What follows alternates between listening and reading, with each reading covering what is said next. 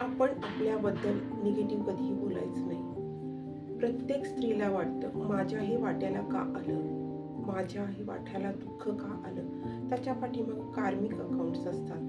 आपण हे सगळं जन्माबरोबरच घेऊन आलेलो असतो. तर आपल्याला जी माणसं मिळालेली असतात, जो आपला परिसर असतो किंवा आपण ज्यांच्याबरोबर राहतो किंवा आपल्या आजूबाजूला जे लोक असतात ते आपलंच क्रिएशन असतं. कारण तुम्ही जसे असाल तशीच तुम्हाला लोक मिळतात. तर का आपण पॉझिटिव्हिटी निर्माण करू नये. आपण पॉझिटिव्ह असेल तर परिसर पण पॉझिटिव्ह राहतो. आपण हायर व्हायब्रेशनला असेल बाकीचं व्हायब्रंट एनर्जी राहते. तुमची एनर्जी जितकी व्हायब्रंट असेल तितकं तुम्हाला ॲटमॉस्फिअर चांगलं मिळेल.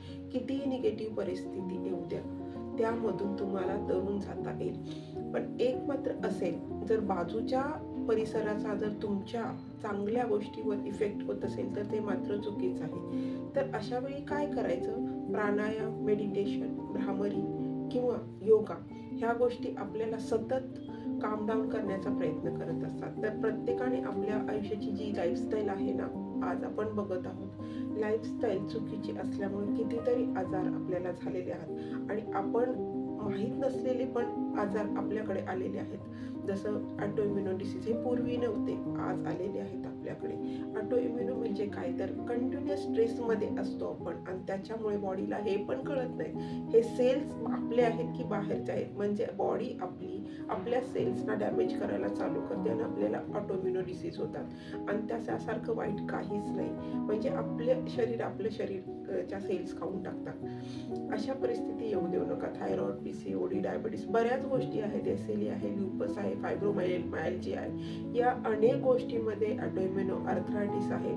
याच्यामध्ये काहीही आयुर्वेदाशिवाय काही कुठेही ट्रीटमेंट नाही. तर याच्यामध्ये फक्त काम डाऊन, आपली बॉडी कशी काम डाऊन झाली पाहिजे, आपलं पॅरासिम्पॅथेटिक कसं ॲक्टिव्ह झालं पाहिजे हे फक्त आपला आयुर्वेद सांगतो.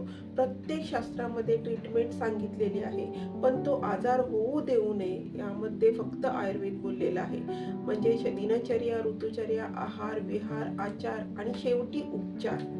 म्हणजे तुमचे हे 5 स्थानं आहेत आयुर्वेदामध्ये की ज्यांनी सांगितलंय पहिल्यांदा तुमचा आहार चांगला असायला पाहिजे, तुमचा विहार म्हणजे तुमची लाईफस्टाईल चांगली पाहिजे, तुमचं थिंकिंग पॉझिटिव्ह असेल पाहिजे, विचार चांगले असले पाहिजेत, आचार पण चांगला असला पाहिजे, तुमचं आचरण शुद्ध असलं पाहिजे. आणि शेवटी असं होऊनही जर काही आजार येत असतील कॅलॅमिटीजमुळे तर तेही आजार निर्वारण करण्याची शक्यता आहे ती आयुर्वेदामध्ये आहे. आणि अशा आजाराशी आपण जर झुंज देत असेल तर फक्त आपल्याला मेडिटेशन हेच वाचू शकतं आणि मेडिटेशन सारखा पर्याय नाही. त्यामुळे प्रत्येकाने आपल्या लाईफमध्ये रोजच्या कमीत कमी 5 ते 10 मिनिटाचं मेडिटेशन, भ्रामरी किंवा प्राणायाम हे केलंच पाहिजे.